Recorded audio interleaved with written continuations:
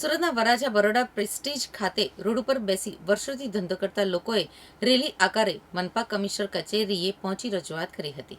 સુરતના વરાછા બરોડા પ્રેસ્ટીજથી પાથરાણાવાળાઓએ એક રેલી નીકાળી હતી।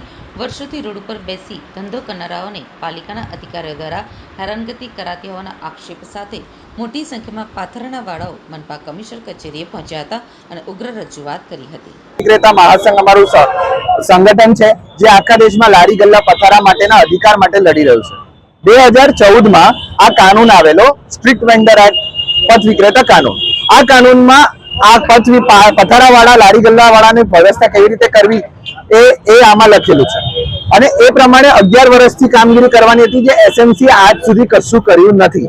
આમાંથી 90% માંથી 10% બી કામ નહીં કર્યું હોય પણ સર્વે થઈ ચૂક્યો છે અને આમાંથી મોટા ભાગના લોકો પાસે સર્વેમાં એ લોકોનું નામ છે, એમની પાસે ઓળખપત્ર છે, એને ગેરઅંદાજ કરીને એને જોયા વગર આ એસએમસી ગુંડાની જેમ પેલું શું કહેવાય વાહનો લઈ પોલીસ લઈ અને બધા પર હુમલો કર્યા કરે છે। રોજ પોટલાઓ બાંધે રોજ અને રોજ પૈસા ખાય। આ બધી દબનગીરીથી અમે બચવા માટે અમારો કાનૂનના અમલ માંગી રહ્યા છે। મ્યુનિસિપલ કમિશનર પાસે જઈ રહ્યા છે આજે વરાછાથી કે ભાઈ તમે આ કાનૂનને અમલ કરો।